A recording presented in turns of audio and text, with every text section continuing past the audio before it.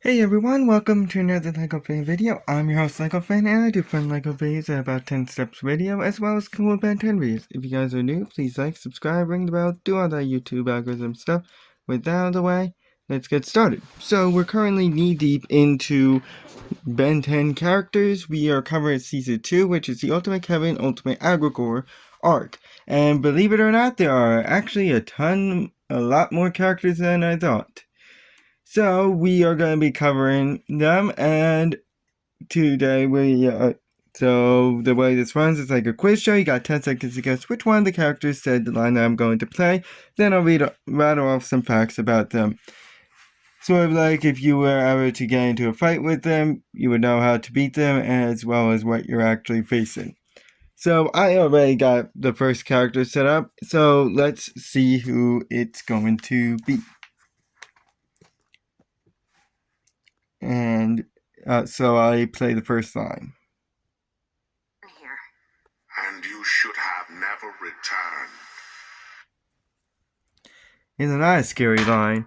Of these characters, which one said that line? You got 10 seconds. Good luck.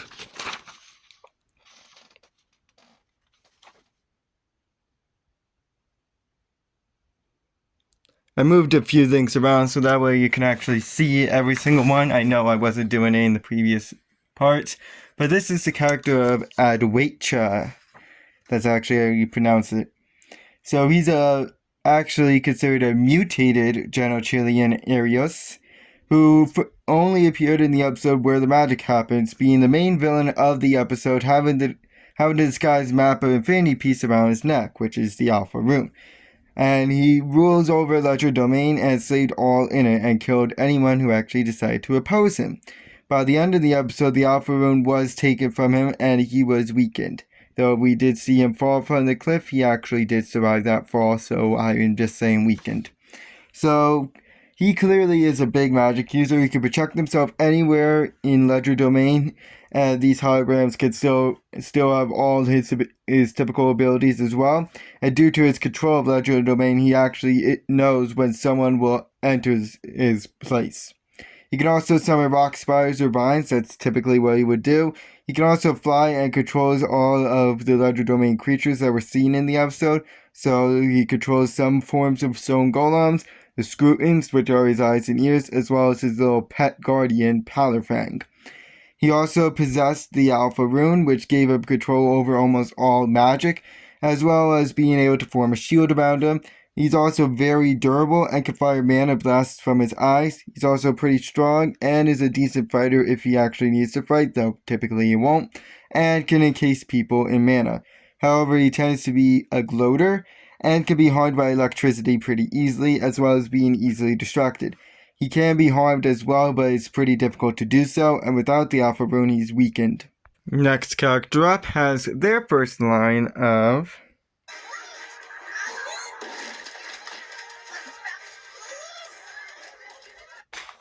Oh, that's what it says. Respect. Okay, so of these characters, which one said that line? 10 seconds, good luck.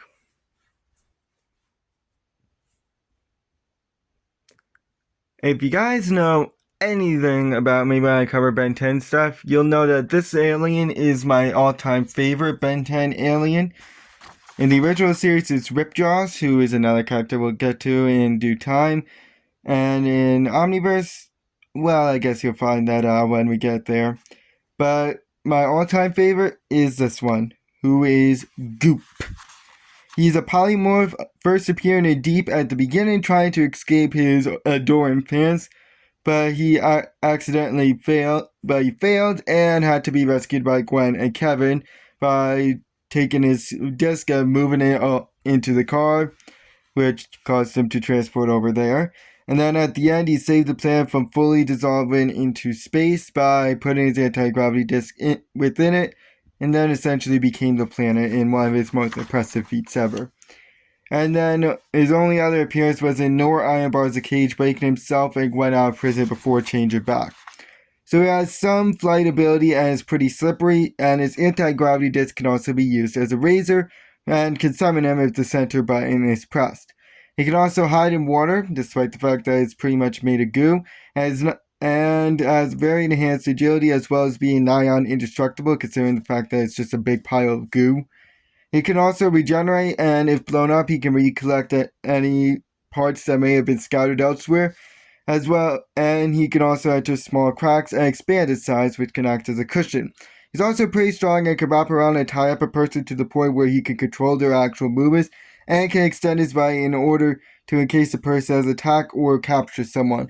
He can also toss his goo as a projectile and turn his hand into a gun to make it strong enough to break metal, as well as having his goo being acidic and enhanced jump, and he can reform his body to avoid projectiles, as well as reshape it as like one eye, for example, to see under cracks, and reform his body to a ball to encase people and carry them to safety.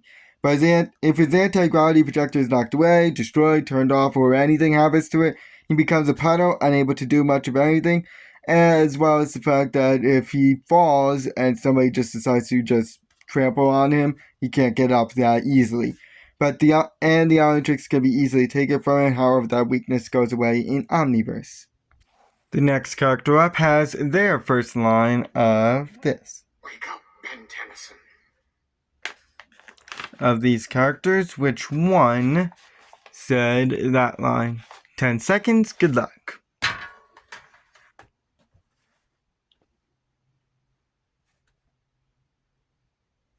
Well, at least this time we have more variety in our characters compared to last time when we just had aliens pretty much the whole time. But this is the character of Azmuth.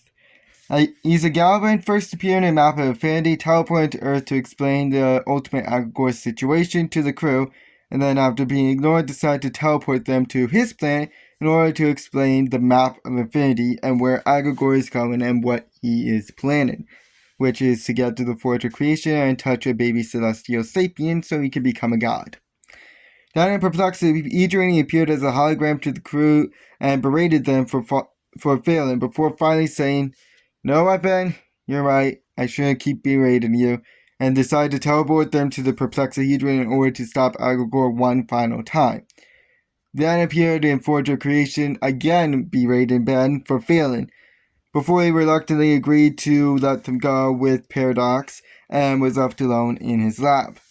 So, obviously, he is the creator of the Omnitrix. He has vast knowledge on its inner workings and feature, as well as the ability to control and unlock certain features with his voice, as well as being able to use the Omnitrix, though he's a little out of practice on it.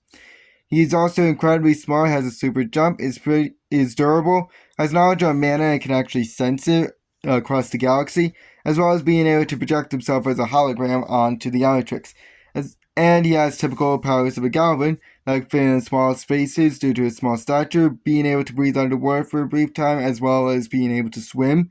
He also has a high jump, able to stick to surfaces since he's pretty sticky. He's agile and can walk up walls. However, he's very egocentric and self-centered, and due to his size, he can be easily picked up, and his small size also is a disadvantage of facing bigger enemies. And he often does underestimate Ben, and therefore doesn't trust him as much as he should, and is not strong, can be easily stuck on goo, and gives up easily as well. Next one up only has a handful of appearances despite being one of the standout alien of the Ultimate Alien Force series, and that's this one. I gotta get a GPS. Still don't want to be in a situation in the scenario is in. Of these characters, which one said that line? 10 seconds, good luck.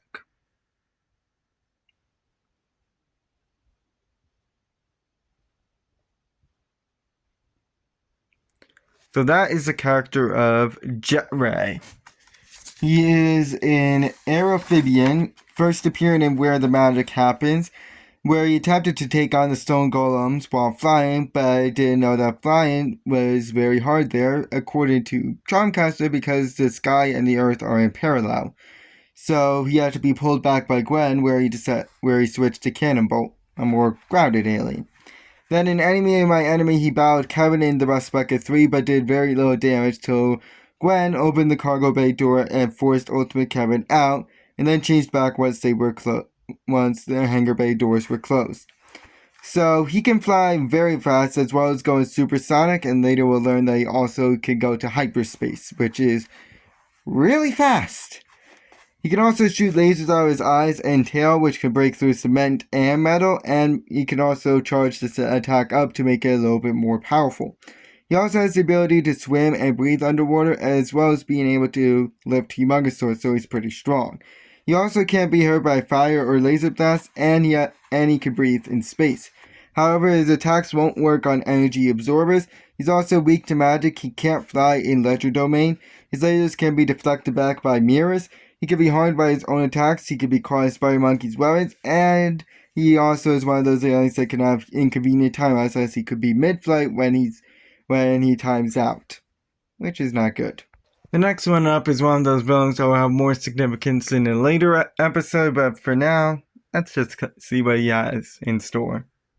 And this is this character. Archie, thanks for stopping by. So, of these characters, which one said that line? 10 seconds, good luck.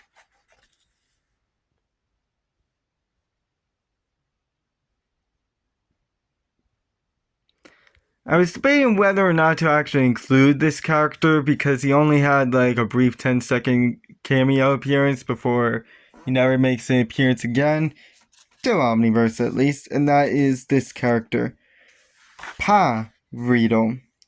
He is his own species, Vreedle, and only appeared in Enemy My Enemy at the very beginning of the episode, hiring RJ in order to have an RJ forcibly brought to him so that way he could hire RJ to fix the Vreedle brothers' test scores, Octagon and Bronvoid. They will get to them in due time. And that's all we have on him, and the only two powers that we can list is that he appears to be pretty strong. I mean, look at him. And he also appears to have some connections. As for weaknesses, I don't know any in terms of weaknesses, but I'm pretty sure he can also be distracted by bubble wrap like any other Vreedle. Yeah. Let's just go with that. We got one of the many creatures of the Ledger Domain up next, and that is the creature of Pallorfang. Of these people, which one is Pallorfang? 10 seconds, good luck.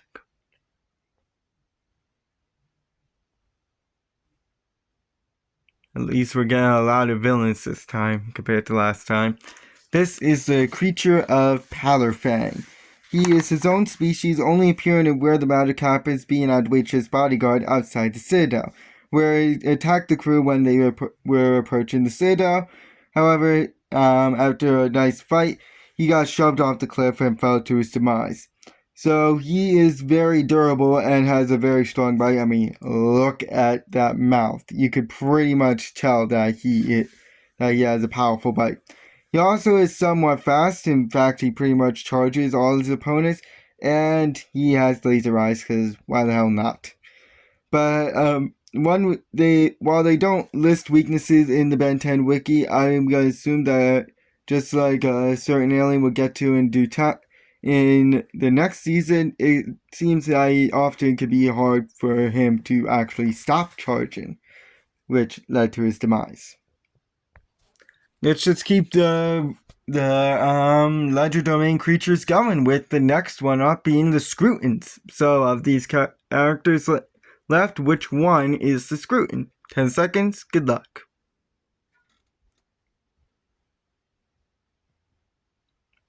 The Ledger Domain creatures are also so cool looking, but these are the Scrutins right here.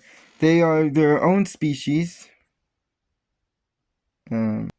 First appearing in where the magic happens, being Adwaita's eyes and ears swarming in the episode before Charmcaster put a concealment spell on them and they decided to fly off as they couldn't see their prey. And then later they attacked where Charmcaster decided to stay behind to defeat them while the crew all escaped. So, as stated, they often do decide to swarm the prey. And unlike Jetray, they actually have the ability to fly in Ledger Domain and they can fire lasers from their eyes, being the eyes and ears of Adwaita, of course. But they can be easily smashed considering the fact that they're just made of stone. They're stone bats, essentially. Next one up has their first line of... Give it a second. You're right. I've got a better idea. Of these characters, which one said that line? 10 seconds, good luck. So this alien is one of Ben 10's, young Ben 10's exclusive aliens to him, and that is the character of Heatblast. He's a Pyro Knight, only appearing in Forge of Creation, where young Ben used him in order to battle the gang after being confused as to how he got there, and actually managed to knock them all out before he timed out. So he can make and shoot fireballs with his hands and shoot a single jet of fire. He can walk in fire and is shown to be somewhat strong. He can remove flames from an area and produce a ton of flames for transport and can actually surf on flames. He can produce one giant fireball as well as little baby ones and melt certain products like metal or glass. He can also light himself on fire, which makes his attack stronger, or as a means of getting people off him, called supernova. And when sick, these powers are reversed and he has ice powers now. So essentially the same as Diamond Head. And his cyclone of flames can also damage any nearby enemies. He can blast off heat explosions like a rocket. He can produce fireworks, and seemingly has fire breath, but that's never actually shown. He can produce a line of heat and can shoot discs of fire. He's also shown to be pretty fast and agile. But he can be put out briefly by water or a fire extinguisher, and if soaks, he won't be able to ignite himself. He can be hypnotized and be briefly blinded by smoke, as well as being frozen. He can be frozen. Next one up is this one. Breathe down here. Of these characters, which one said that line? 10 seconds, good luck.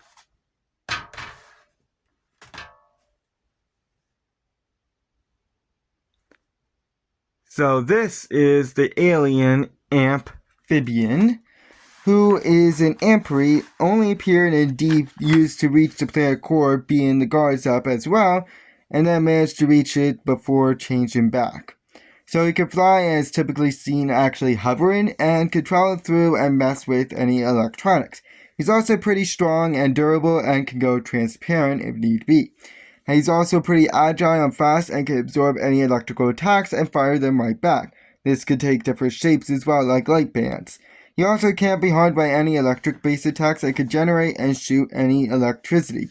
He can also absorb electricity from lightning or nearby electric sources, and can naturally radiate electricity, which makes it hard to touch him.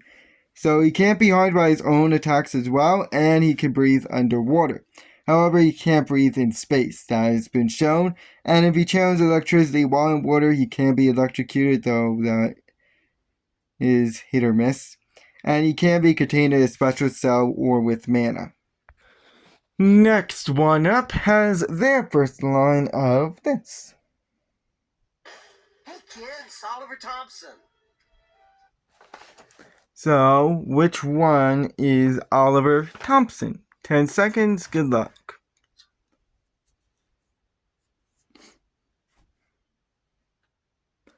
Well, at least I could get one of the bent photos out of the way, because this one's been severely bent for a long time. But this is the character of Oliver Thompson, a human only appearing reflected glory being the cameraman for Cash and JT's webcast, showing how they were the brains behind Ben's escapades. So it could be said that he's rich, he owns a warehouse, and which has tech capable of scanning humans and aliens. He's also good with technology and a great salesman, able to sell people on almost anything, and knows about Ben and his multiple different aliens. He does also have some people working for him, and he's smart and can film pretty well as well. Having his own camera as well, but being a human, he has no unique abilities of his own. We are going through at least we got a lot of quick ones. The next one up is one of Ben 10's probably favorite villains in the fandom, and that's this one. Michael. Oh, You're shoot. not catching me at my best. Perhaps if you'd bothered to call first before just dropping by. It took Well, you just heard his name, Michael. But of these, which 4 are Michael Morningstar or Darkstar, since his name was revealed? 10 seconds, good luck. I completely forgot that she said his name before they decided to talk, and we got 4 different versions of him. We got his zombie form without the mask. We got him in the mask. We got him without the mask, but beautiful again. And then we got him in his golden form in his briefs. I'm just going to say it like that. So he is a mutant human, first appearing in Absolute Power Part 1, reduced to draining energy from dogs and alleyways in order to actually sustain himself, because he's an energy vampire, before Gwen decided to help him in exchange for helping Kevin, to which he agreed and offered a plan which involved the now destroyed Dominus Librium. Then in Absolute Power Part 2, he helped Cooper build the machine in order to absorb Kevin's power, but then betrayed them at the very end and decided to take all the power for himself. Thankfully, this was rectified after one of the biggest MacGuffins in all of history, a simple button push, and that freed all the Adwaita, gave all the powers back and everything, and he changed to normal and got a black eye from Kevin after being punched. So he could fly and is a good flirter as well as being pretty rich, and has access to plumber bases, gear, moderate center, and knowledge on plumber tech. Though, not anymore. He's also pretty smart and could blast his mana outwards, which becomes stronger the more he feeds, and he could transfer this energy to others. He also has a golden form, which makes his attack strong enough to rip off Kara's transformation and becoming faster as well. He's also pretty durable, a good fighter, has his own spaceship. He's pretty strong, he has his own armor. He is agile, he is very smart.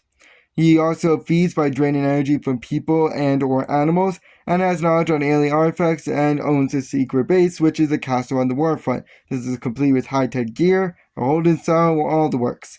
But he's power hungry, always wanting more and more power, and is very selfish, and is an arrogant narcissist, obsessed with his looks. He doesn't want his zombie look anymore. And he could be caught off guard and is weaker the less he feeds, and becomes Darkstar when he's in his zombie state, really. And while he can absorb mana, he can't do it forever, as power can also be drained. Next one up, and probably the last one, will be...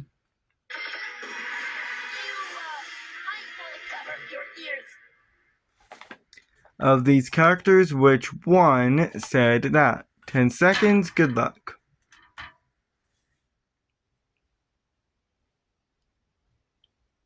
So that is the character of Echo, who is this character right here. A Sonarosian, briefly appearing first in Map of Affinity before going Ultimate, then in Nora Iron Bar's Cage, freeing the prisoners from their collars before he just changed back. Then my enemy tried to contain a nuclear fusion explosion, but failed to do so he decided to go Ultimate in order to get it out into space. Then in Absolute Power Part 2, he battled Ultimate Kevin on the highway and managed to actually hold him back, but then was seemingly killed by Ultimate Kevin. Luckily, Ben hid a clone away and timed out after Kevin decided to chase ship. So it could duplicate itself, but its clones are thankfully separate and not connected, so this can also extend to humans. So he could clone himself and become a human. He can also... Its main ability is the fact that it can unleash a sonar scream, and the size of it can often vary. It can be done by the clones at the same time, called a wall of sound, and it can be amplified if connected to metal in some way, and transfers through attack like a phone. His sneezes are also sonic, and the more there are, the bigger the wave. He's also quite strong for his size, as pretty agile and quite durable, and has quick reactions, and his sonic screams can also contain small explosions. He can also redirect objects by his sonar screams and are loud enough to knock people back. And can perform echolocation to locate faraway objects. He has a super jump and can do a move called Echo Chamber. All his clones yell at once until the opponent is knocked out and they surround him. Or her. Or it. He can also survive in space, but his sonar screams can damage ears of his teammates nearby. He's weak to hardest needles, he can be frozen, he can be electrocuted, and the clones are also easily destroyed by lasers. And when all of them die, he dies as well. Alright, I'll do one last character, and appropriately enough, it's the last of the Ledger Domain characters, and those are the Stone Golems, so which 2 are the Stone Golems? 10 seconds, good luck.